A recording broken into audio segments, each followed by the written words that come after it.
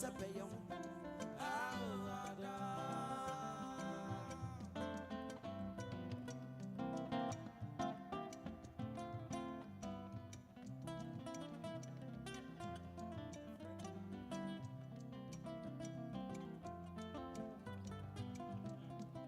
And I am the old darling. You best what's on the end. It's young Koji and you want it. No one shadow. No one shadow. And I am the old darling. What's on the end? Young Koji and you are. No one shadow. No one shadow. I'll love it, I'll adore. Young Cotty and you love it. Young Gossip, darling. My young coach try and answer what it. I'll adore. My young Cotty and you. I'll adore.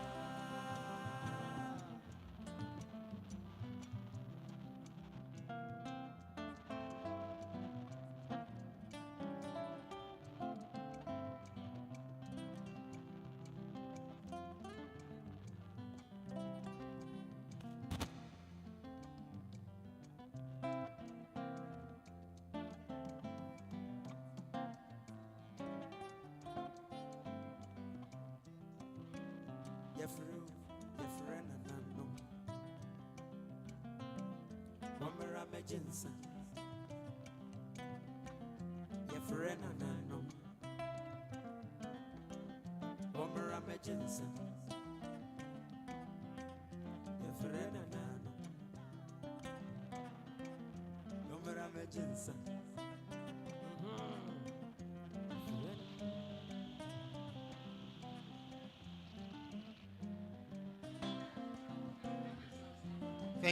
Thank you, Legon Palm Wine Band. Thank you very much. You may take your seats. Thank you.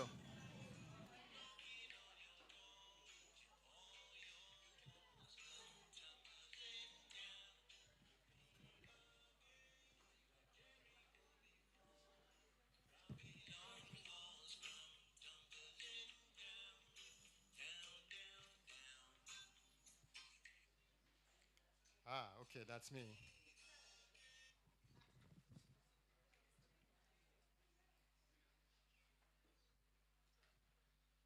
So that's me again, ladies and gentlemen.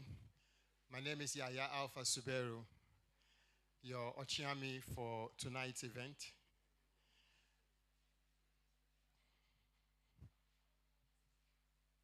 Amazing. Yeah. Could I safely say that we are all gathered here this afternoon because we love music? Yes, no? Okay. And we love creative conversations? Okay. We love to network? We love our country and her development? Okay. We love and care about the change makers in our societies? And of course, our deep love for NYU Accra. There you go. You've all earned yourselves the tickets to be here. Ladies and gentlemen, welcome to NYU Accra Gardens and to another edition of Labone Dialogues and another edition of Larabanga Arts Initiative. What do you see on the top right-hand corner of the flyer for this event? Any volunteer? You can look on your phones if you need to. It might be the only time that you're encouraged to use your phone during the conversation. So take advantage. Any volunteer? The top right-hand corner. Larabanga, okay. So when you hear Larabanga, what comes to mind?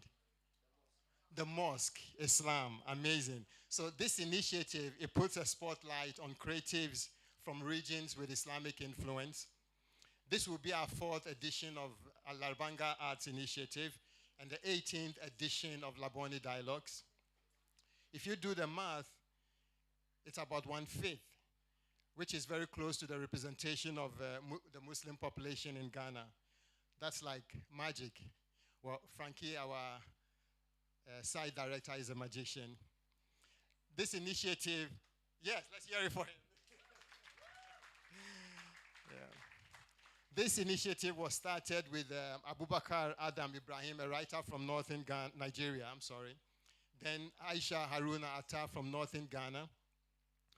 A month ago, we had Ibrahim Mahama, the artist. And today, we have our very own, a 4-time Grammy nominee, an artist whose music lyrics have been quoted at the United Nations General Assembly, an artist who is contributing to the creativity of creation, an artist who will knock on your door till all walls come tumbling down. Down, down, down. That's quite some strength and effort, right? An artist who is not afraid to say that election promises have failed and those who spoke have been jailed. Yet we go about pretending we don't see. That's quite some speaking truth to power, isn't it? He is indeed gifting to Ghana. He has a gift of music and a gift of talking to people. The combination of these two, I think, makes him use music beyond what music generally does to the soul. He uses music for advocacy, for organic agriculture, for peace building, and even for regreening Africa and many more.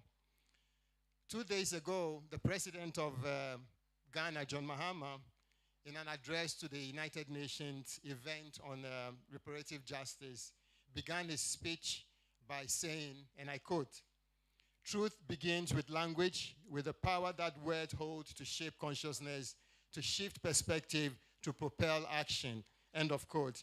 This, to me, summarizes the lyrics in all of our guest songs and all of his albums. My first encounter with him was 22 years ago, in 2004, exactly in the month of March. It was the year after I had graduated from film school. And he had then started the Afro Roots Initiative. It was a big musical performance at the Alliance Française on the 6th of March, and it was dubbed the Independence Splash. The space was so filled beyond capacity. It was a sea of red, gold, and green colors. It was like a homecoming event of a sort. The energy was infectious. As a young cinematographer, well, I don't mean young in age, but young in the mastery of my craft, I was tasked with being the master cameraman for that concert, which means no room for error. With so much pride and dignity, I assumed the role, and that was my claim to live musical performance fame. It was that experience that gave me the confidence to carry on and eventually to film Beyoncé and the Black Eyed Peas in live concert 6 years later. That was my share of his gift to Ghana. So when you meet him, tell him I say thank you. Oh, well, thank you. Having shared my experience, some of you should expect a life-changing perspective after today's conversation, which might lead you to interesting places. This might be your gift. It might be your gift. I have good news for you, ladies and gentlemen. But before then, I have a friend who told me that whenever he's excited, he uses the washroom often. So we have 3 washrooms here, 30 seconds from you. One directly in front of me to the right. One is in this building to my left, and one further down the road. So, the question, the good news.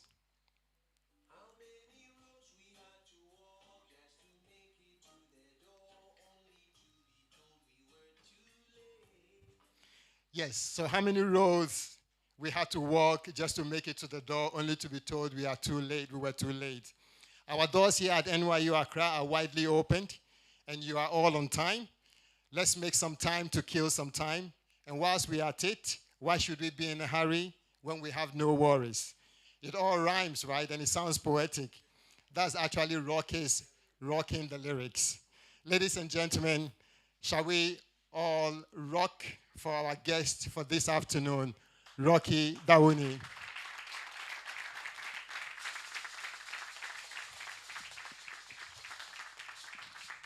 With him for this conversation is no other person than Panji Anov. You remember when we were in primary school, we used to have these antonyms and synonyms, so they would mention a word, what's the synonym, what's the antonym. I think in primary school, now, when you ask what's the synonym for music, I think it's Panji Anov's name that will come up. It's going to be a great conversation. But before then, before then, we have a special person to do a tribute through a poem for Rocky Dawuni. We invite Apioko to hear some of her lyrics.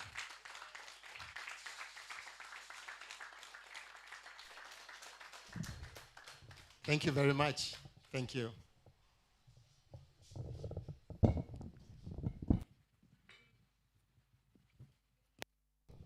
Good evening. How are we all doing? Hey, we don't sound like we are fine. Are we fine? Very fine? There we go. We love to hear it. So when Frankie gave me the call, and I know this is a surprise, Rocky, I said, well, why not? Rocky is one of the biggest supporters of my work, and so please, a round of applause for him. I want you to thank him in that way. And so to prepare this for you has been an honor. And Panji, I greet you. I greet you. Now, all the things that have been said about Rocky so far, he truly has gifted Ghana. And I've tried to stay with that theme. And so this particular piece is titled, He Travels, but He Does Not Depart. He travels, but He does not depart. Ago. Ago. I'm the royal town crier. I'm the queen of my poetic woman queendom. I'm the goddess of African savannas, jungles, rivers, and oceans. I am the lioness, I am the tigress, and I am the Ghanaian mermaid. I'm the matriarch of modern poetic nations. I am poetry incarnate. And my pen fears no sword, no man, no woman, no child, no beast, no plague. Forget the muse, for I am the muse. There are people who leave, and then they begin to disappear into the distance that they have traveled to. New accents, new appetites, and then they turn those things into new silences. Ago. And slowly, sneakishly, cunningly, almost politely, diplomatically, before you even realize it, home becomes something that they just visit, instead of something that they carry in their spirits and in their loins, so that they are no longer capable of birthing and rebirthing the hope of their heritage and their identity. Ago. Ago. But you, Rocky, you've kept on returning with your hands open. Not to show that you have gathered things, but to ask, who is coming with me? Ago. Repeat, who is coming with me? Because what is the point of crossing the oceans if you arrive there alone? What is the point of being seen and elevated if it ends with you? And you understood it very early. This thing that they call success. You knew that success could become a private room if you allowed it to. Ago. And you caught on to the fact that success could become a closed door. Soft lighting. Cinematographic lighting, if you like. Carefully curated access. Ago. But you refused to enter that room. You rejected the urge to and the allure of becoming a disconnected gatekeeper, because that would have meant transforming your heart into the stone-cold metal case. And so you chose the road that leads back home. Again and again and again. Ago. You chose the road that leads to places that do not announce themselves as important. You chose the road to places that lead to tables where the food is simple, that the conversation is not. You chose the road that leads to people who are still trying to understand how far their own voices can go without breaking down along the journey. Ago. Ago. And you sit here, not as a spectacle, and not as a manifestation of distance, but as proof Proof that it is possible to move through the world without misplacing and displacing yourself. Proof that you can stand on global stages and still recognize the taste from home, the palm oil, the heat, the tuozafi, the kinky and the gari, the boiled yam and the banku, which is shared by many hands. Many hands from the same pottery masterpiece of an earthenware bowl, your asanka, your vegba, your ayiwa, your ka, your Ghanaian pottery art perfection, ago. And in those moments, quiet and unrecorded, you are doing a different kind of work. It is not performance, it is a sacred kind of transmission. You speak of pathways, not as if they are secrets, but as highways that can be widened. You refuse the myth that one person's visibility must come at the cost of another's disappearance, ago. You say without saying that there is space. Repeat, there is space. And then you make that space. And that is the part that we don't always see, that we don't always acknowledge. The returning, the listening, the choosing to remain accessible in a world that rewards seclusion and individuality. That decision not to become an idea when you are still a person, it's not an easy one. To live elsewhere, to visit occasionally, to become story instead of presence. You did not stop there, ago. You have insisted that home is not simply a memory, it is a responsibility. And so you stay connected to the ground that made you, not within the realms of nostalgia, but as a part of your professional practice. And so when you say, Rocky, that you want to put Ghana and Africa on the map, it does not sound like an ambition, it sounds like alignment, ago. Like something that is already in motion and finding its voice. And when you speak of music, when you sing, when you croon, when you belt, when you spit fire, it is not an escape, it is direction for Ghanaians, for Africans, and for the world, ago. It's a way of moving people without losing them. It's a way of becoming visible without becoming unrecognizable. And so this is not just about what you have achieved. That doesn't matter really, because we know that. This is about what you have refused and refused to become, ago. To perform a version of yourself that travels easier, to close the door behind you, to make your journey a solitary one. Instead, you've kept the door open. And you keep returning. And in that returning, you have done something rare. You have made success feel like something that can be shared without being reduced. Something that can be carried without being owned. And something that can be lived without becoming distant, ago. And you see that's a different kind of legacy. Repeat, that's a different kind of legacy. It's not the kind of legacy that stands above people. It's the kind of legacy that walks amongst them, that elevates our collective identity. And above all, that's the kind of legacy that still knows its way home. Thank you. Thank you. Thank you very much. Wow. I guess we are all very honored to eat from the same asanka this evening. Enjoy the same meal of music and creative conversations. At this point, I will turn on the mics for Panji and Rocky for a great conversation. Thank you very much.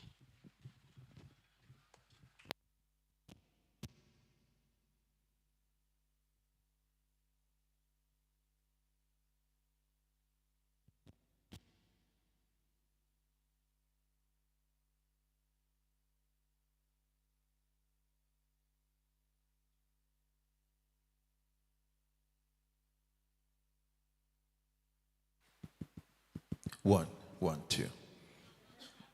Thank you. How's everybody doing? Good. Thank you. Good evening. And it's a great honor for me to be sitting in front of all of you and speaking to Rocky Dawuni. So my appreciation to everybody, to Frankie, to NYU. So thank you very much. Rocky?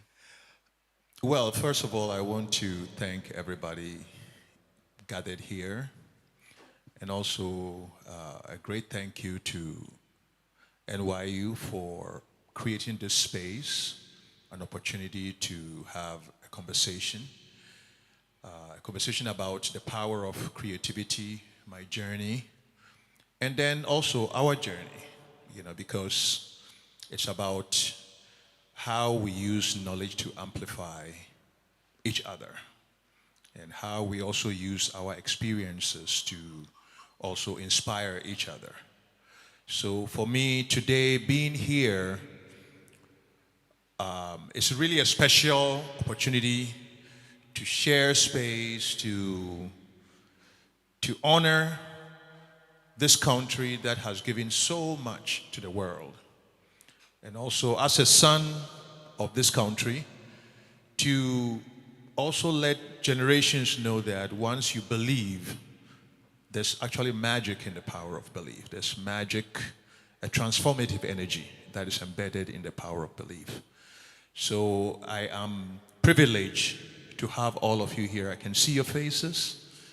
I can acknowledge there's a lot of friends, old friends that I didn't even know were in town, old friends that haven't returned your phone call, but I know I can. Don't worry, after this I will do that. And also my sister Apioko for that amazing words. I cannot express how honored. I didn't feel I deserved all of those, but I will take all of your words with gratitude, and thank you so much for it. Thank you, Panji. Thank you. Right. Yes, thank you to Apioko. That was very moving. So thank you. Well, for this conversation, I thought, let me try and ask you everything that I don't know about you. Because actually, Rocky and I have been friends for 25, 26 years. So I actually know this gentleman quite well. We've done a lot of work in the past. But watching Rocky's journey and, no matter how we look at it, the Grammys are the pinnacle of our industry. And seeing Rocky go there, not once, not twice, not 3 times, but 4 times, I think, is a great source of pride for all of us as Ghanaians. So, congratulations. Thank you, brother. So, I would like to ask you, what are your earliest memories? It's like, how did this journey start? My earliest memories, the interesting part was that it'll start with the environment in which I was born. My father was the last born of an indigenous traditional chief, a Konkomba chief from a town called Bumbong in the northern region. And so, in also the traditional lineage to when you're a last born son, a lot of times the opportunity to become a chief is something that, it's not something that you put your mind to. So my father was looking for different ways of, starting his own journey. So he migrated from the northern region, and he came and joined the Ghana Army, and was stationed at Michel Camp in Tema. So it was in the midst of this military barracks that I was born. So I was born into an environment of discipline, soldiers, a very diverse and plural environment, because the Ghanaian military was kind of a collection of various tribes. The soldiers came from various parts of the region, and you all lived in just the same ecosystem. And so during that, when I was, during those early parts of my life, I recognized that probably around the age of 5, that I was always drawn to music. Whenever I heard music being played, I had this sense of an analytic mind of dissecting songs. So I'll dissect the songs, I'll go back home, usually to my mom, and then I'll be like, oh, you know, like this song, this is all they did. They did this and that, and then my mom will be like, oh, you know, I know you, these are very renowned musicians that you are trying to dissect their songs. But it was something that I felt that I could understand the simplicity of how this all was put together. And at the same time, too, I could hear the language, I say the language around me, the movement of nature, the movement of people. I could feel music in nature. I could feel music in people. I could feel music in my environment. So I started understanding that this was my calling. I started understanding that there was a very important path for me, and it was meant to be in terms of being able to distill all of this knowledge that I could perceive in my environment and then utilizing it to something too that eventually was going to be of benefit not only to myself but to my community. So I remember, you know, the Ghanaian military too at that time, that was during the time of Jerry Rawlings. So the military barracks was like a place of, you know, action. Like, apart from music, the soldiers were always talking about politics because at that time, the power of the country was in the hands of the military. So here I was, a child who was drawn to music, who was drawn to sounds of the environment, who was drawn to the power of music to tell stories in an environment where the soldiers were not only talking about national defense, but were talking about development. They were talking about how to nation building. They were talking about how to create community. And I don't know how many of you are familiar with the charismatic leadership of Jerry Rawlings at that time, but it was a very interesting time. You know, it was a time of renewed citizenry and renewed commitment to our country. So underneath all of this, I started feeling like all of this was fodder for me to really be able to articulate the Ghanaian story. And then the military band at that time too, their name was Hot Barrels, like a barrel of a gun. So I became like one of their, every time they rehearsed, I will find myself there to be listening to them, deconstructing whatever they were doing, because in rehearsals what they did was that they deconstructed the music and then they learned it. So every time I would be like, oh, that was what I meant, you know, this is exactly what I thought could happen to music when you deconstructed it. So I felt the calling there. I had a deeper understanding of what I wanted to do.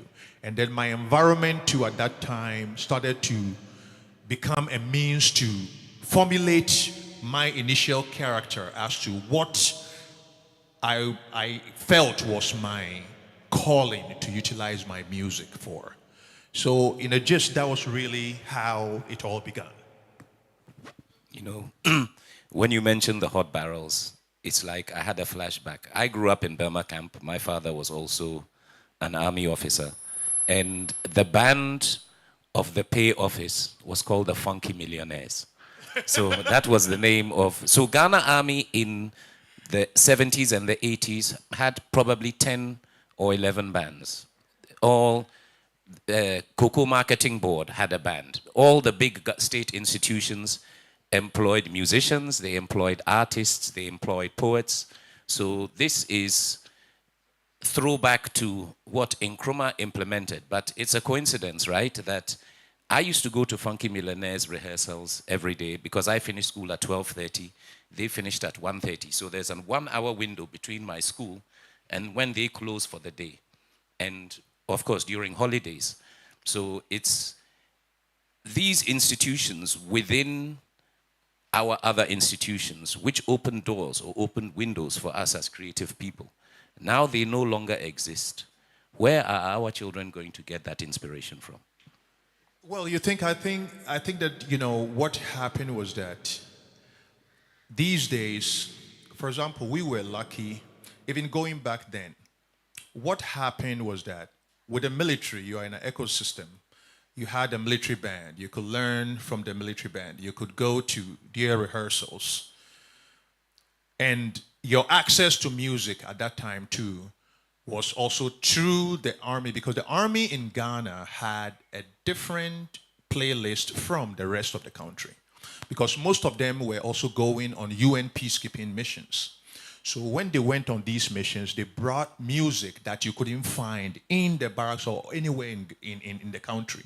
So we had like a unique kind of a fueling of sounds, of music that helped to actually grow and expand, our perspectives. But I feel that now you have the internet and you have a means by which you can be able to access music in a way that we were not privy to. So I feel that as a creative right now, there's a much more bigger opportunity, if the institutions are not actually physical institutions in your own country, to be able to give you the access to listen to, new sounds that you feel could be instrumental in at least molding you towards what you want to be. And for me, at that time, I was privileged to be able to find all in a community that provided all of it. But I feel that it's all about the individual. Like, if you understand your journey, then you go and look for the tools that are going to be the stepping stones for your journey. And I feel that's part of the human, the passion and the spirit to go out there and manifest your own destiny. Not every kid in the barracks became a musician. Most of the time, my parents were looking at all of us to become, the highest point was, you are going to be a general. You're going to go to the best schools and you'll be a general, because I'm not a general, so you are going to be that guy. So our parents put those dreams. And at that time in the military, it was about rising in the hierarchy of the military.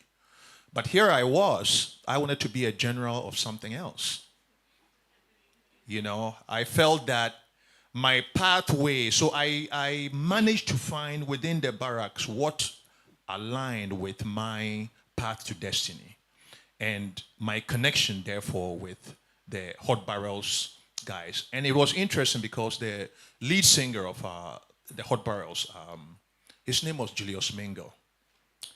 And I always say that in my artistic journey, I have been privileged to be a child who started from here, who was able to, see my career rise from the borders of Ghana, despite all the challenges. And ultimately, at one point, on the stage of the Hollywood Bowl, one of the biggest venues in the world. And it dawned on me that it started with my admiration for Julius Mingle. And here I was with Stevie Wonder.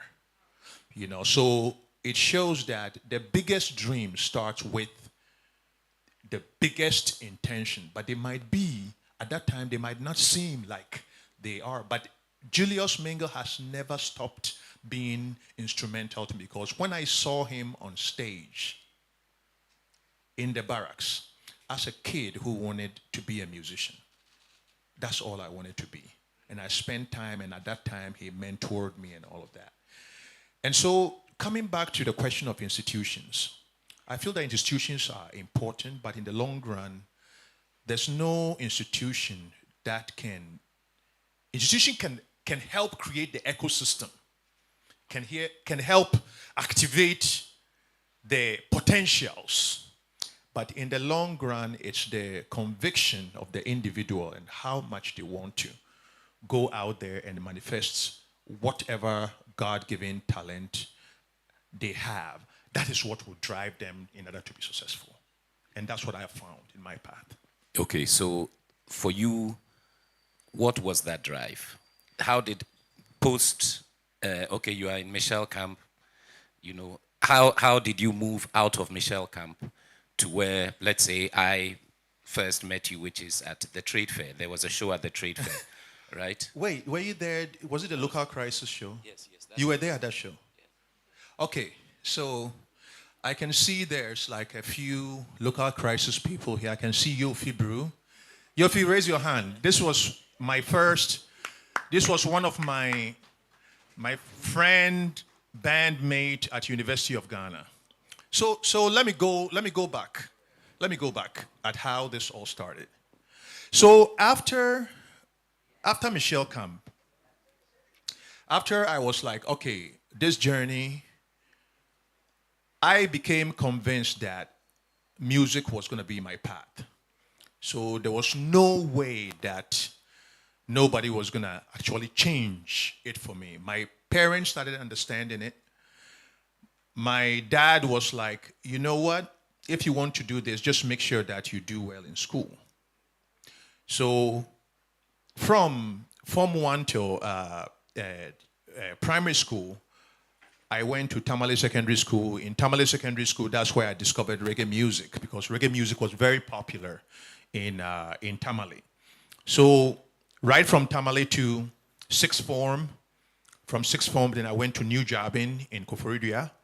I still kept my vision intact. And among all the schools that I went, you know, every time I meet my mates, they're like, you were so noisy. I'm glad you found a means to monetize your noise making. You know, but it was the drive, because it was a spirit that was, you know when you know that something is a calling and a mission and you don't have any other way but to work to manifest it. I was using every opportunity that I had to try and push things forward. So in New Jabin, so I started writing, you know, because I could hear music, I could dissect sounds. You know, I would listen to records, and all of a sudden I was like, oh wow, you know, he did this and he did that and he put that together.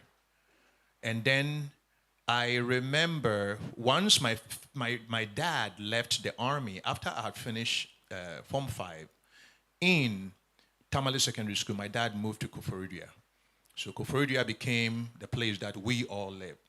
So by then, everybody had given up about trying to stop me from being a musician, because since 5 years old, I had wanted to be that. And I was growing in that conviction. Everything that I was doing was towards that. So I sat for the A-level. And A-level came. I looked at my results. University of Ghana. I was like, no, that's bad. Because I had made my mind up that the more I educate myself, the more I postpone my vision to become a musician. And because in Ghana too, you know, everybody being a musician, you know, it's not like something that you go to a school and you become a musician. They just become, and you don't know how it happened. And I knew that once I was educated, I was going to wear a suit and go and sit in an office and forget my schooling. So pulling back a little bit, we had a neighbor, and this neighbor used to travel to Nigeria. So whenever he came, he had like all of these records. So one day, you know, I scaled the wall. You know, the son was there. He's like, oh, my dad is not there, so you can access the records. So we go there, we're looking through the records, and I think one of the records that I saw there was Hotter Than July, you know, Stevie Wonder, Hotter Than July. And I remember looking at that cover with the braids and all of that, and then like the stars. And one of the things that I said to myself was that I want to be a musician and work and work and work and work, that one day I'll have the opportunity of meeting this man.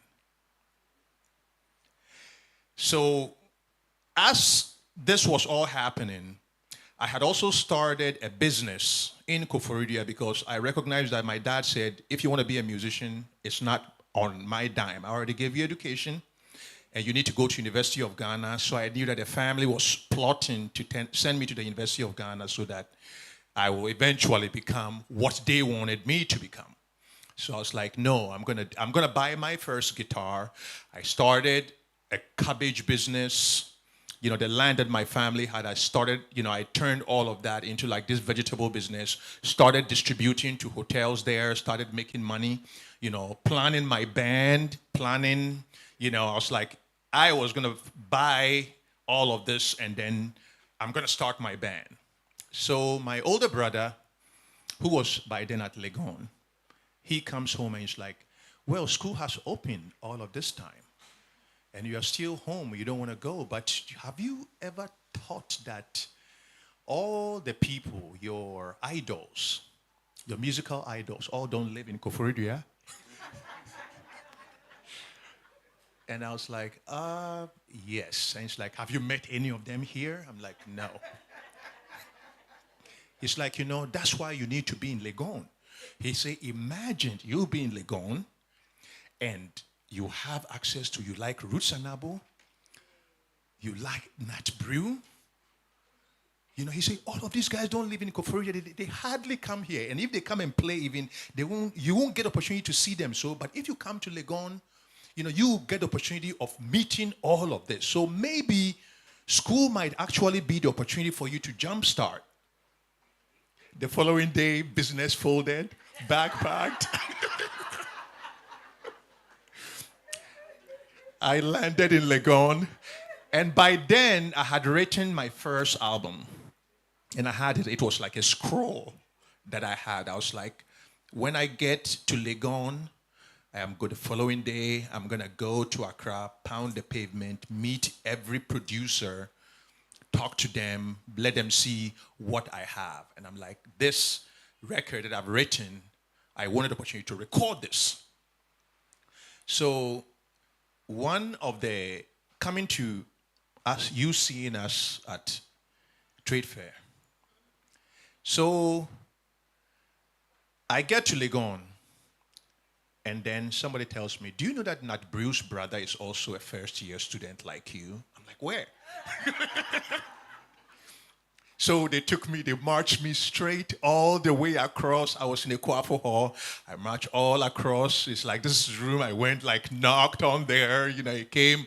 I was like, oh, yeah, wow. You're Nat Brew's brother. It's like, yes, I'm Nat Brew's brother. So all of a sudden, we started chatting, and then we're like, oh, he's like, oh, your music. I was like, I have a lot of songs, music, and all of that. So he started looking at the songs that I've written. And then I had this demo that I had. And I don't want to even talk about the demo, because the demo was literally me singing and one of my friends humming the bass line that are humming the drums. That's my demo from Koforidua. That's the Koforidua version of my demo. But the thing was that when he listened and he saw, he's like, wow, these songs are great. He's like, there's a need, we need to put together a band here. There's I know some musicians here. And, at that time, I was not even listening to, because I wanted to meet Nat Brew. So I was like, okay, I understand, but ultimately Nat Brew. So he took me to Michael Adiobo. Then we found out Kafu Ide was also there. So we formed our first band on campus. And when we went to our first rehearsal, they were like, oh, we're going to do covers. I'm like, no. I'm like, I've written, I write music, I create music. And also, I write music, so I have some music. So let's just create music. So Local Crisis was born on the University of Ghana. We recorded our first tape, and within about 48 hours of making that first tape, it went, now they call it viral. It went viral on campus. Everybody on campus was talking about this new band on campus. We were invited to do our first, oh my God. This was our first show on campus. This was at University of Ghana. And literally, you can see him looking at the keyboard. I'm sure he was trying to figure out what that was. We were that green. But this was the beginning. So the story that my brother had been telling me about trusting the process, following and going into Accra, within a short period of time, I met Yofi Brew. Yofi Brew was instrumental in, local crisis being formed on campus. Local crisis became an overnight success on campus. We became the band of the campus. And just around the time we did this show, there was a huge concert happening in Accra, a national concert that was happening at Trade Fair. And, we had never been booked for a show. We're just a university band. And we heard that a concert was coming. We're like, we need to play on it.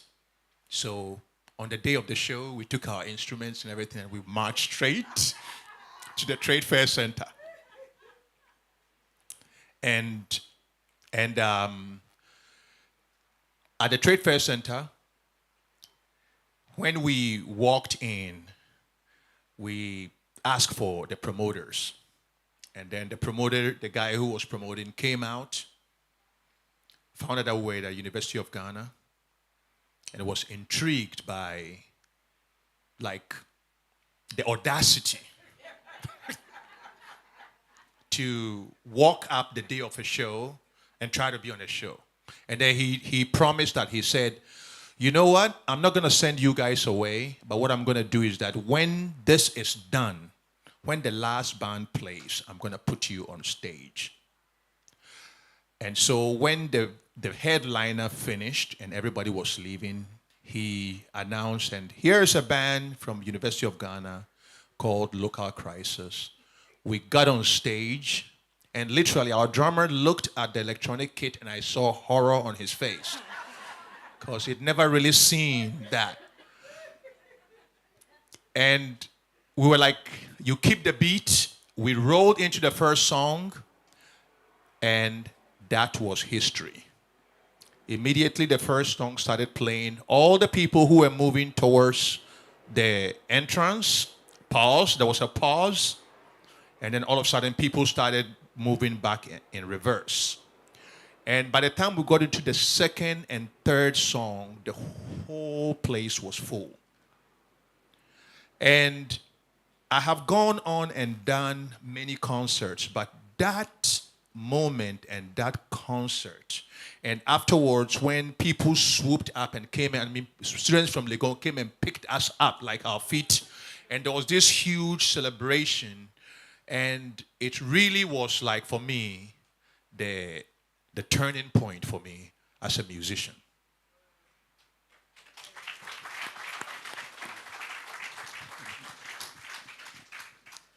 So, local crisis, now Ghanaians know you.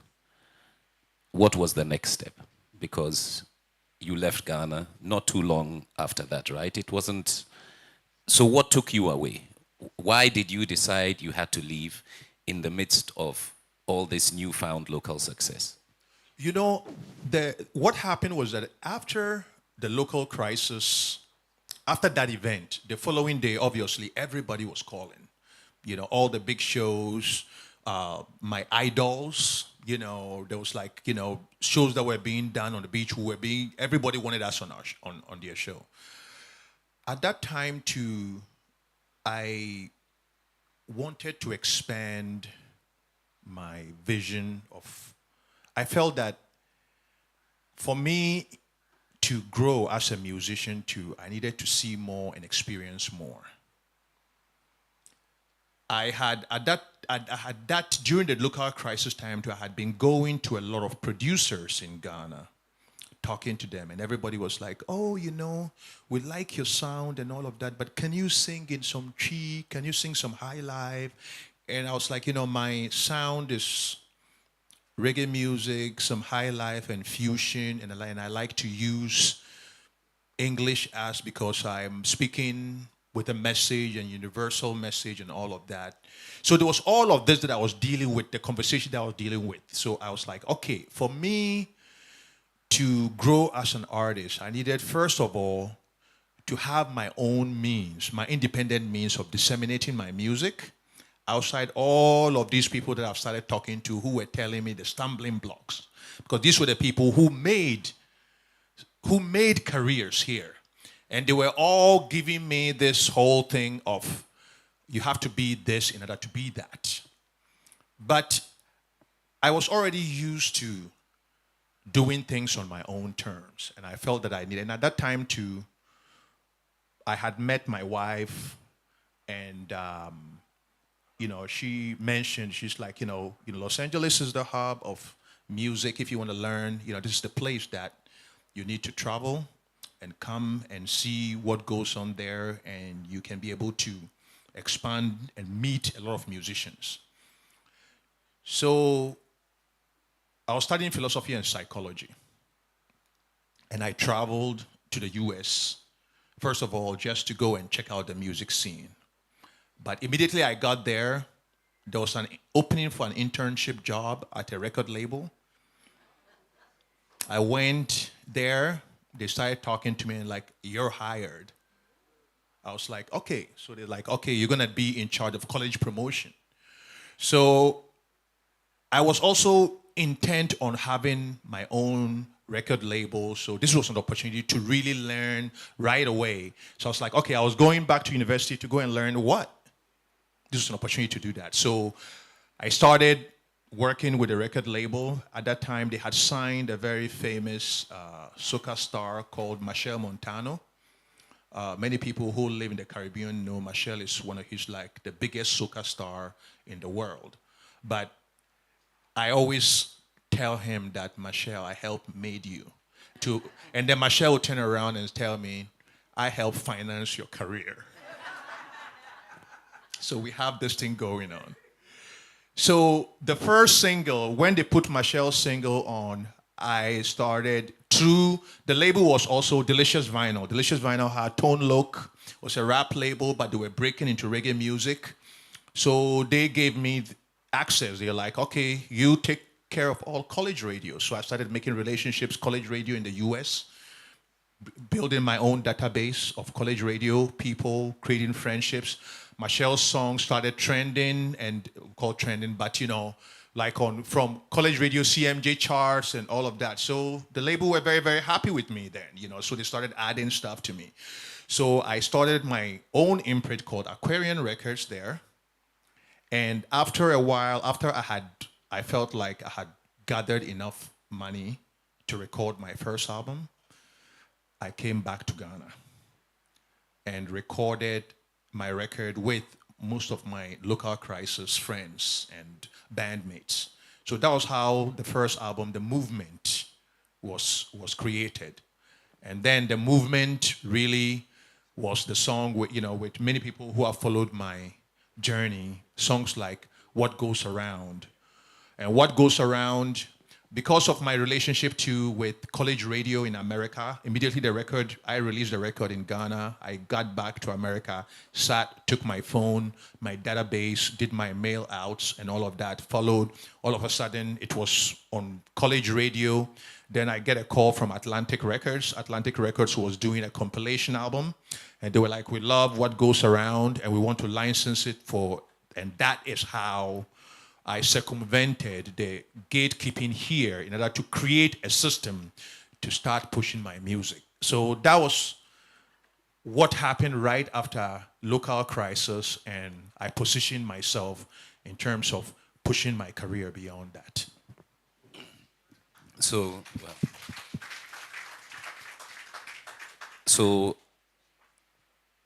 how did you go from there to your Grammy nomination? Because there's about a 10-year period between Movement and... Yes. Okay, so... That's a lot of information to pack within. We only have about 20 minutes left. So.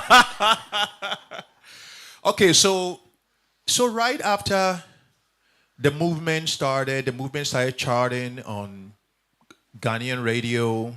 I had that going on college radio.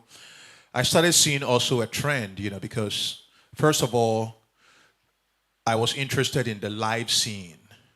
So I put together my first band in the US. started like, approaching, a lot of booking agencies, but everybody passed. No, you don't have that much, kind of activity on the ground, so it's really hard for us to pick you on. Then, in the midst of it, I get booked on my first reggae festival, which was a very big reggae, one of the biggest festivals with all the top reggae stars, which was it was based upon this single that had been released on that Atlantic compilation. So I played my first major concert, and then right afterwards, I started feeling like, well, I needed to work on the follow-up record because the movement had done, by then Ghana, a lot of people had started knowing me. What goes around was on the advertising cycle. If many people remember those days, it was played every day. We had shot the video too in Los Angeles, and the video was making the rounds everywhere. So I just started working on the next album. And the next album, I felt that I needed to follow up so that I can be able to, because everybody was complaining about not having enough imprint in the American ecosystem for booking agencies to start booking me. So I knew that I just needed to keep going. So I came back to Ghana and worked on Crusade. Crusade was the album that changed everything for me. I came, the same local crisis brothers, anytime I came, they were just right behind me. By then to Roots Anabo, which was a very famous Ghanaian reggae band, they lived in Germany, they had moved here, so they had a studio out in Accra here. So when I came and I brought the songs and I started working on, everybody became excited. So immediately Crusade was done, there was a song called In Ghana on Crusade. And In Ghana was released, I think, on the morning of Independence Day. And within probably 24 to 48 hours of its release, the song was literally on every radio station when you turn. And somebody called me at that time and said, every minute I turn on, I hear this song. In Ghana became a huge success here in Ghana. The album Crusade also became a very, very, very big record. In Ghana was then licensed by Putumayo World Music, which was by then the premier world music label in the world, literally. So they licensed in Ghana for a compilation called Reggae Around the World. And it was myself, Burning Spear, all the major people that I had looked up to. When that was released, In Ghana became one of the top songs that was being played on radio. So In Ghana literally powered that record. Within a short period of time, I get a call. There was a tour being put together. Myself, the tour was being put together by Tough Gong, and then also some promoters from Africa. So I was chosen from Ghana, Ishmael Isaacs from Cote d'Ivoire, and then Positive Black Soul from Senegal. And that launched me my first major US tour. And that tour took me, from East Coast to West Coast. We played from WOMAD Festival to every major stage. I got the opportunity through that tour to meet people like Femi Kuti, shared the stage, met Miriam Makeba when she had come out of retirement. She was on that tour. I met her during that tour. She saw me play. She came. So here I was, all of a sudden, this album opening doors, me playing on major concert stages. In Ghana, a song about my country being sang by everybody, playing to audiences all around. So Crusade set the stage for me.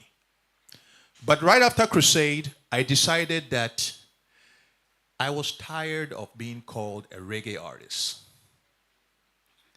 I felt that my sound was Afro roots. Afro roots was in terms of infusing high life music and bringing my indigenous identity into my music. So I felt that reggae music was actually a part of my story. But now I was beginning to kind of achieve that global platform, and I was being termed a reggae artist. So I decided that I needed to make a record that will deconstruct me as a reggae artist. So I came back to Ghana. I organized cultural troops, went to the north, got traditional musicians, created a record called Book of Changes. Book of Changes was a very revolutionary, and that was during at that time too that I was always coming to, because Panji will also have like all these traditional indigenous players over there. And even during one of the recordings, we needed to track about 20 drummers. So we used Reggie Rockstone's father's living room, where we had all these drummers there. We tracked all the drums. So I was, instead of following my path as a reggae artist and really going for the mainstream, when I already had the trajectory, I wanted to reorganize my identity and create an album that reflected who I was. When Book of Changes was released, my reggae fan base literally turned their back on it. But then American radio, world music radio, embraced the record. The record started being licensed from video games and then onto, film and television. And that set the stage for me to start getting into American radio, TV. Then Book of Hymns for the Rebel Soul followed. It was nominated for NAACP Image Awards, and then Branches of the Same Tree, which also followed. And that led me to my first Grammy nomination in 2015. Yes.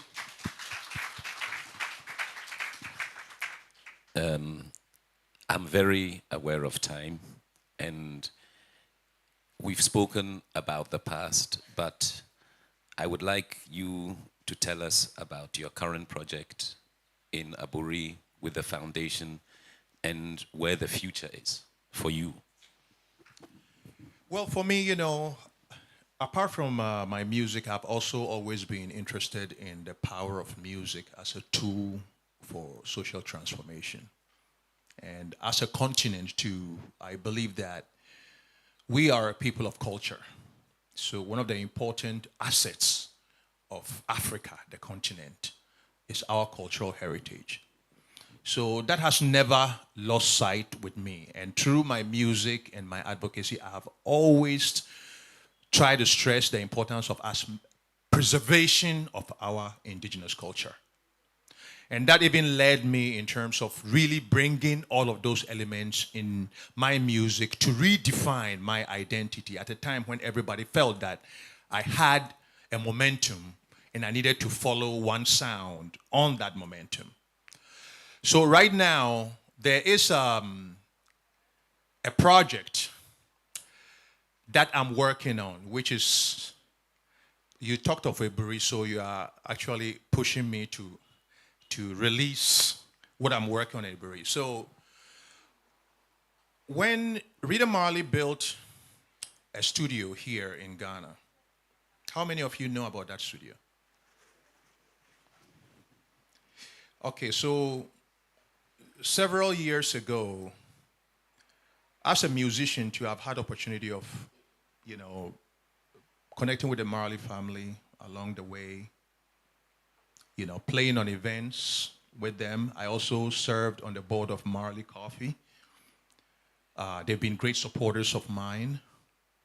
But at a point too, when Rita had invited me, when that studio was done, I was one of the artists that had gone there to see the promise of that space and the vision that the space was she intended for the space to be for the music and culture of the continent.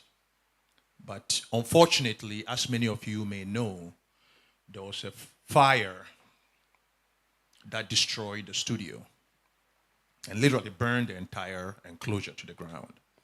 The place was closed for several years. So at some point, when post all the Grammy stuff, and I also felt that I wanted to not only be facing forward in terms of what I was trying to do for my continent, but also come back and be part of what was going on here, be part of trying to curate the future too, by bringing my experiences to also share with the youth. And the opportunity came for me to also take over that space. I'd approach her because I felt that the space needed the vision of the space needed to be reinvigorated. So I purchased the space some years back, and I started the process of rebuilding quietly. And over the years, I have rebuilt the space.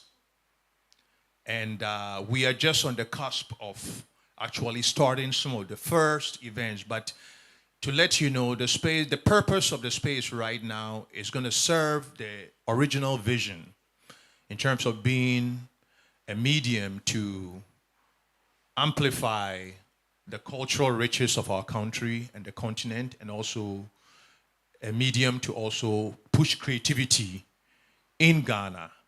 And that is what right now, when you ask me of the project that I'm working, outside of a new album that is just about to come out this year, this is what I'm working on right now.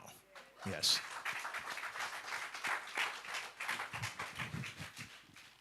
And so the last thing is, I know we've actually run out of time, but a short while ago, you were announced as, you were given a diplomatic passport, right? As the young boy from Michelle Camp, right? What did it mean to you to be recognized by your country as an ambassador of the country? It was, first of all, I wasn't even expecting it, because over the years, I've always believed that serving your country is a responsibility of everybody. You have to go out there and be worthy ambassadors of your country. And I never did it for the sake of recognition. And even with all the travels and the accolades that I had been able to, one way or the other, has been bestowed upon me, I always saw that as a means to inspire, the young Ghanaian that, be courageous to dream and believe in that dream, because I'm a living testament of perceiving your dream, and your dream being driven by a selfless conviction, and the dream manifests before your eyes if you believe in it enough and you trust in it enough. So when I heard, actually the funny thing was that I was invited. It was almost like I was set up for it, because I was invited to a gathering that, I got a call, oh, you have to come, there's a diasporan event happening at the Ministry of Foreign Affairs, and you should try and attend. And I even didn't think I was going to make it. So something told me, just go there. So I went, and I was sitting, and then the foreign minister got on the podium and started talking about how the government has now decided that they wanted to recognize the works of certain Ghanaians. And obviously, because I've never expected anything from my country, I did it selflessly. My mind was somewhere, And he decided to name. So in the midst of it, I keep looking at these things. This was Labadi. This Labadi Beach. This is the Independence Splash that we used to do every year. Thousands and thousands and thousands of people all the time. So then he mentioned my name. And, you know, it was like I was excited and I was appreciative because I've done so much, in my opinion, but I've never felt like there was a need for my people, my country to step up and be like, okay, we are bestowing this on me. It never had been part of me. But for the country to do that, it really kind of hit a chord in me, that the belief that I'd always had to selflessly work and champion the cause of Ghana around the world. That was a testament of that gratefulness that the country was also giving back. So that's what it meant to me. It never really meant to me like a status symbol or anything. It just meant to me like an appreciation of what I feel that I give freely to the country. Well, we thank you for it. Is there any question from the audience? Yes, that? thank you. Alpha, you are the one with the question. Well, I can start. No. Rocky, speaking of dreams, when it comes to humanity, the last over 5 decades, we've been trying to go back to the moon. And hopefully next week we're going to do that. What is your moon mission, whether achieved or yet to be achieved? What is that thing that you've really been wanting to get there that you haven't got there, or probably you've just been there? Well, one of the moon achievements for me has been also in trying to work for the unity of our continent, the unity of Africa. I was just in Addis Ababa with a group of, young people, change makers from different parts of the continent to advocate. That was in advocacy for the removal of visa restrictions to allow free movement of people, Africans, within the continent. You know, I believe that recently we celebrated the anniversary of the Berlin Accord, which was in 1884, which led to the partition of our continent into the 54 states that we have right now. But I believe that the ultimate realization of the power of us as a people lies in the unity of our people, in undoing what was forced on us during the Berlin Accord. So I believe that unity is something that, although many people might think that it's a vision that is not achievable, I feel that we are the generation that possibly has the power to make that manifest. So in my own small way, I have been working towards that objective. And recently, I believe that when there was a talk that I just did in Legon, we were talking about the African Union's Agenda 2063, the Africa we want.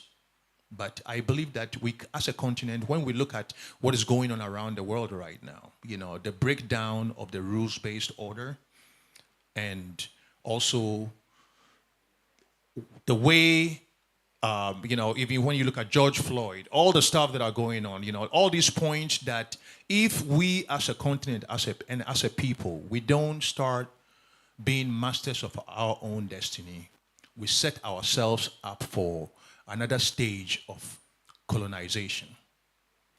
And I believe that the inoculation against that is for us to all work towards that unity, because I believe that unity, as much as it looks like it's a dream of our ancestors, I believe that our ancestors saw us as the generation that is going to be able to manifest that.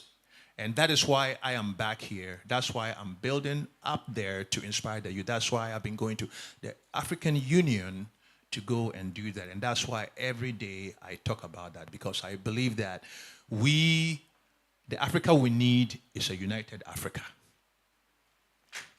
Thank you. Hi, Rocky. Hello. Thank you for coming. Thank you very much. I have a question for you that I hope you can answer in 20 or 30 seconds. So many years ago, a few of us who have gray on our face remember that you had one of the first concerts for the Ghana AIDS Commission. And since then, you have worked tirelessly for women and girls with the United Nations in many capacities. Can you tell us briefly what the Rocky Dawuni Foundation and what your philanthropic efforts are currently?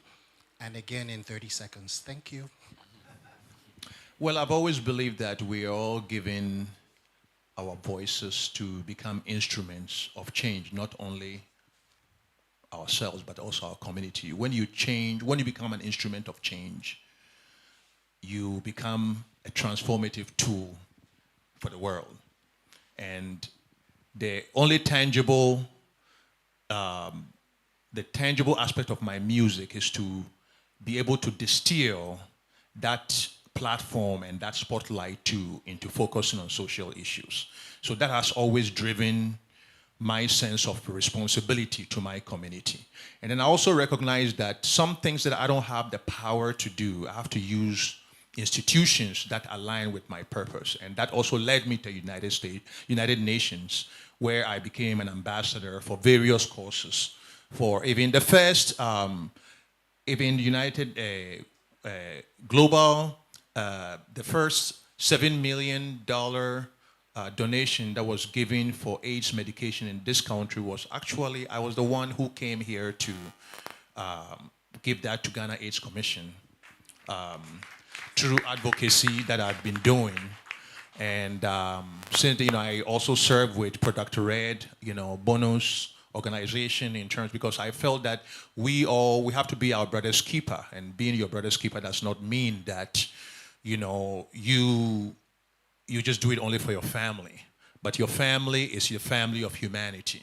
And that led me also to my foundation, which now focuses on the youth empowerment, because I feel that once we are able to create a foundation for tomorrow's leadership and empower the youth with the right tools, we will set a true foundation for the future. So my foundation has been focusing on that, trying to also bring environmental awareness and consciousness to the general public, especially when we look around and we see issues of deforestation, galamsey, and all of that. It's all about conscientizing young people to understand the power that is in their hands to be those instruments of change, and not necessarily wait for the change to be coming from outside. And then women's empowerment, which for me, I've been surrounded by some of the most powerful women, and my journey has been on the shoulders of so many women who have helped me, from my mother to my wife to my friends. Akosia Buzia is here, Samia Nkrumah is here. So many women who have been instrumental in supporting me over the years in my career. And Nanama over there, I feel that my commitment to also focusing on really empowerment of, and trying to really equalize the gender gap here through my foundation is something of great importance to me. And that's what my foundation has been working diligently. Yeah. Thank you. Mine is a comment, because I realized that when you're speaking, at any point that you hit some sort of snag in your career, I came back to Ghana. Yes. That's what I heard. I heard you saying, came back to Ghana, and I just felt this heartwarming feeling that you're coming back to tap into the root of the nation, the creativity, all that is wonderful about Ghana, to feed yourself and your soul. So it's wonderful. Thank you very much. Thank you. We have time for 2 more questions. Thank you so much. Rocky, I'm so happy to see you. This is the first time I'm seeing you in person. Awesome. I work in the space of mental health, and during the COVID, I was in my lowest moments, and I chanced on your song, Champion Arise. In fact, it is so much to me, and ever since I've incorporated that song into my therapy. I've had people who have gotten to the point where they want to give up, and I give them the song, and I get the testimonies. What is the motivation for the song? That's my question. Thank you very much. Thank you very much. It's humbling sometimes when you hear that. Actually, about a week ago, I was invited to a party at Labone Beach, and somebody walked up to me and said that they were in jail for 8 years, and somebody sent them crusade, and he said, "Crusade helped me through my 8 years in jail, because I used to listen to it and your words, you know."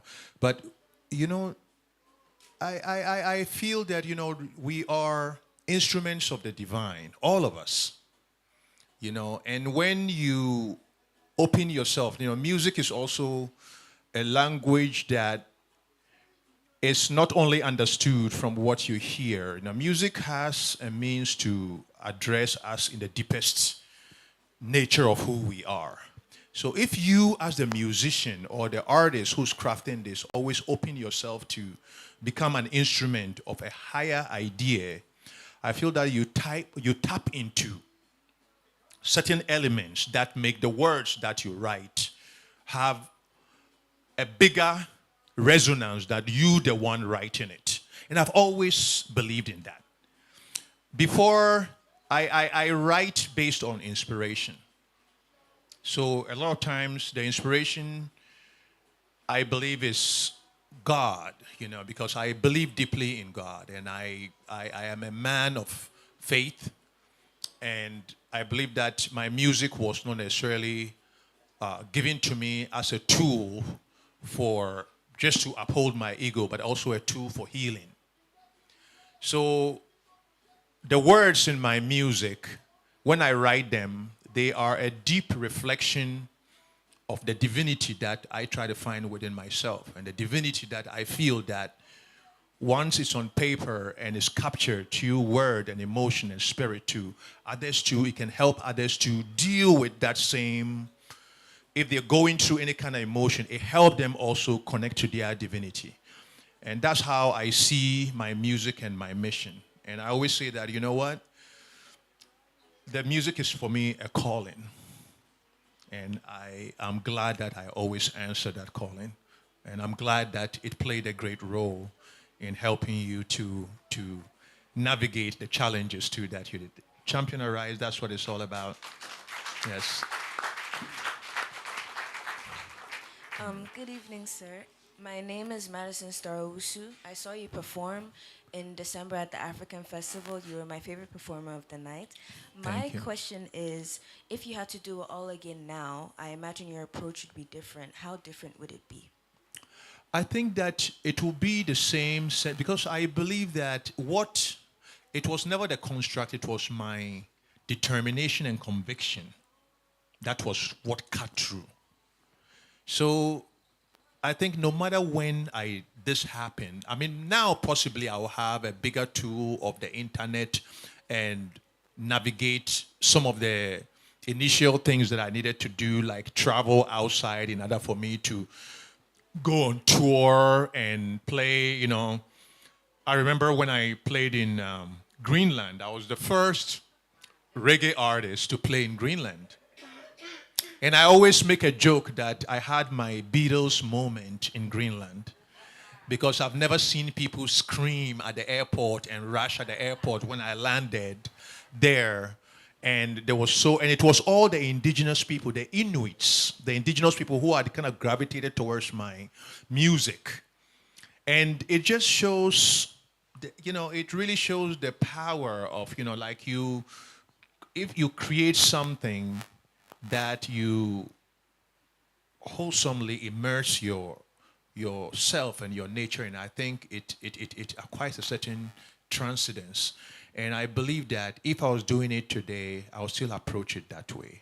I'll still approach it as I'll always open myself as to see that this is a gift from God, and I open myself for God to give me the direction. And I download inspirations everywhere I go. I try to keep my ear to listen to what people are saying, what people are feeling, because I think that a musician, you become almost like a scribe of the times. When people go back to a certain time, is the feeling and the energy So I don't even write. I always say that the Grammys were an anomaly for me because I never did music for the fame. I always felt that the music was more a mission, a spiritual mission. And when I hear words like healing, for me, that means that is my Grammy. You know, it's not really about, you know. Thank you very much. Thank you. Thank you so much. Thank you very much. There's so many questions, but this is only a guided Q&A, so you can ask the questions after. We have another 1 hour for networking and more questions. At this juncture, I would like to invite NYU's own Marian Ansah-Otu to give us the vote of thanks. This is just the first half of the program. Thank you. Thank you. Hello. Hello, everybody. Good evening. It's a pleasure to see all of you. Thank you so much for coming. I'm here to perform a very quick function, and that's to give the vote of thanks. So I'll begin by saying a big thank you to our friends from the diplomatic community, especially our friends from the U.S. Embassy for your continued support. Would also like to say thank you to Avis Rent-A-Car for always providing us with complimentary service each time we host our Labone Dialogues. We also have the Writers Project Ghana here. They always come and support us when we have the Labone Dialogues. And as my boss would always say, it's good for you to buy a book because the writers must also eat. So please, when we are done, they are on my left, so that means they are on your right. Stop by, see the books. Uncle Ibu White of Roveran Productions always says that the person you will be in a couple of years will depend on the people that you interact with and the kind of books that you read. So please make sure that you stop by the Writers Project and get yourself an inspirational book. Would also like to say thank you to our peer corps. That was a beautiful, beautiful recital. Thank you so much. A big thank you to our decorator. He's not around here, but he always makes this place look beautiful. And our beautiful band from Legon, the Legon Palm Wine Band. Thank you so much. Yeah, thank you guys. Thank you very much. And of course, a very, very, very big thank you to our big brother here, Rocky Dawuni. It's been amazing listening to his wonderful experiences, sharing it with us. I think it's been very informative and very inspirational. And I believe each and every one of us here has taken some wonderful nugget from what he said home today. And if for nothing at all, we all know that we are also supposed to be ambassadors wherever we find ourselves, selling Ghana and making positive impacts wherever we find ourselves. We want to say thank you to the NYU Accra team all the time making this happen, especially our trio, Gifty, Chris, and George, who always see to this, and our director, who is the brainchild for Labone Dialogues. And like I said the other time, he's always pregnant with one idea or not. So tonight we gave birth to Rocky Dawuni. In April, we'll give birth to someone else, and we will let you know who that next person is. So thank you all for coming. And this would not have been possible without you, our amazing guests here. If you did not show up, if we had advertised and nobody showed up, there will be no event. So thank you all for coming. We are really, really, really grateful for your presence. And Panji, thank you for being our host. Thank you for interviewing Rocky. It was amazing. Thank you all and enjoy the rest of the evening. Thank you very much, Marian. Speaking of books, they say that you buy a book, you read a book, and you book your place in heaven. To my left is this wonderful late cocktail place. We have all kinds of drinks, mocktail, all halal. So please enjoy yourselves to some wonderful drinks. And the second half of the program starts now, which is going to be networking. And the questions that haven't been answered here in this space will be answered on the lawn on over takeaways and over drinks. Thank you so much. Thank you.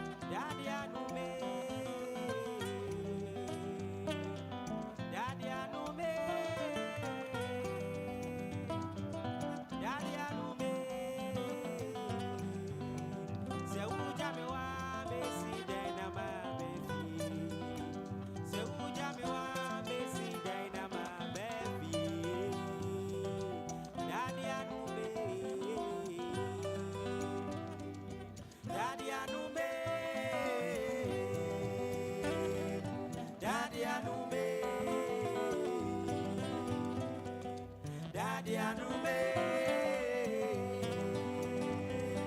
Daddy Anume.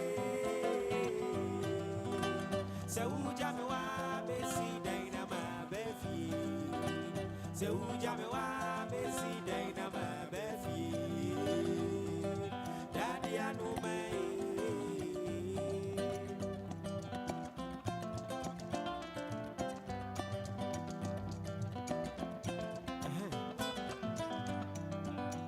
Atchinin, and the Marco see obi my so. Bekona Marco baby be my baby. Obi this year, and that dear Madani Janka. Obi the assetina, Emun Samia, ya. Oh, there be me, Yasema, one never come on you. I'm one of my Daddy Anume.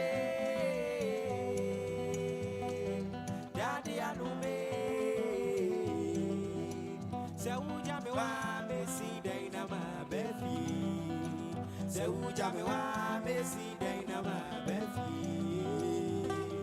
Daddy Anume. So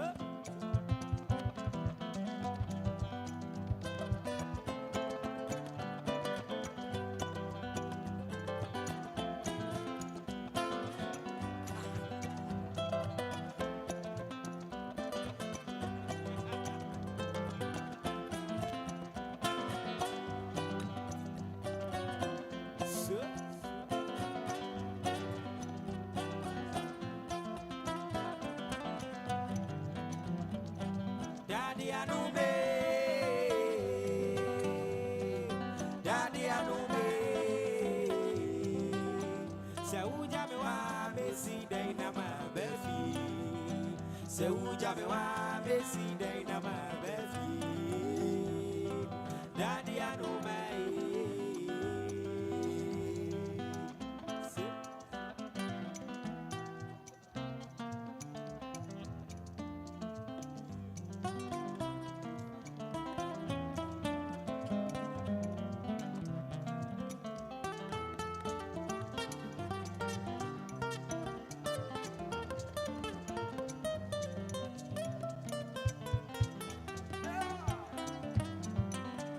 If I no get money, would you still love me? If I no buy you car, would you still love me? Come on, my baby, oh. Come on, my baby, oh. Come on, my baby, oh. Come on, my baby, oh. My baby, oh. Be my baby, oh. My baby,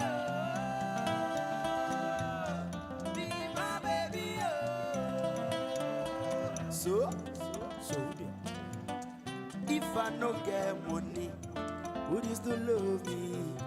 If I no buy you house, would you still love me? Come on, my baby, oh. Come on, my baby, oh. Come on, my baby, oh. Come on, my baby, oh. My baby, oh.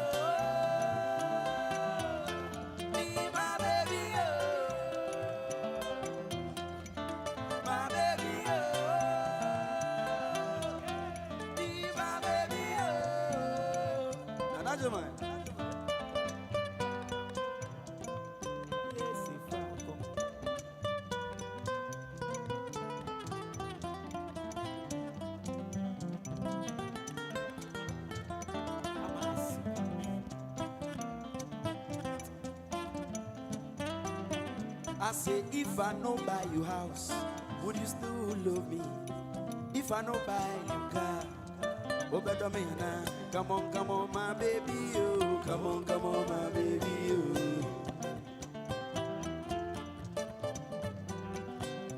If I no send Mumbo, would you still love me? If I no buy iPhone, would you still love me? Come on, my baby, oh. Come on, my baby, oh.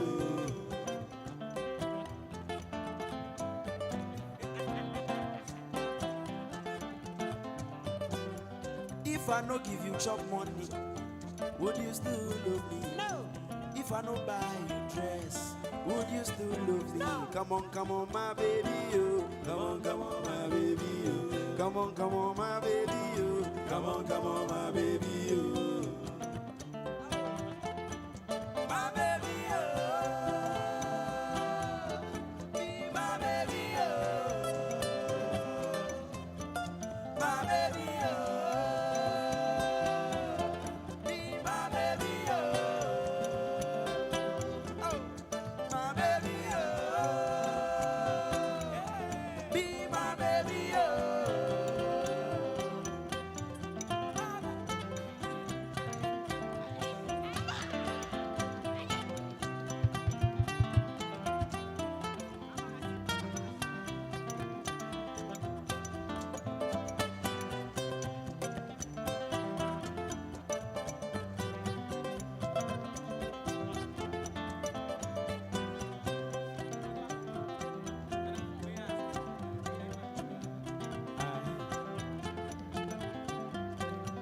If I don't send you to school, will you still love me?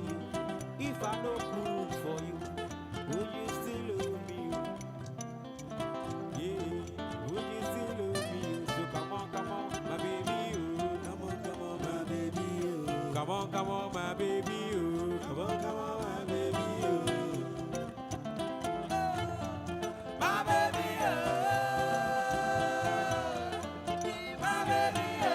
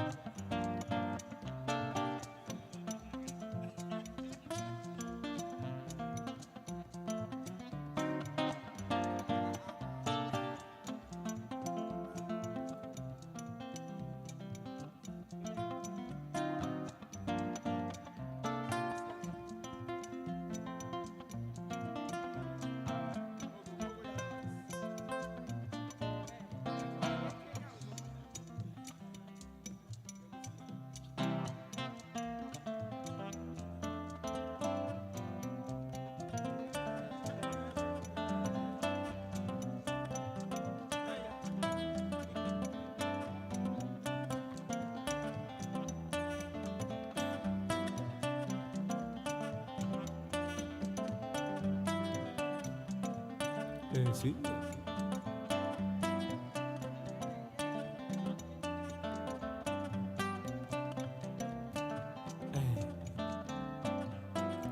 People say she's crazy, she got diamonds on her soles of her shoes. That's one way to get rid of this walking blues, with diamonds on the soles of her shoes.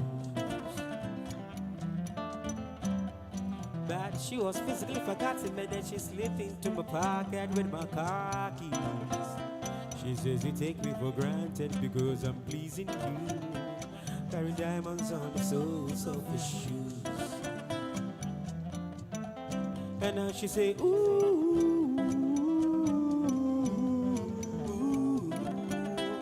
as if everybody knows exactly what I was talking about. As if everybody knows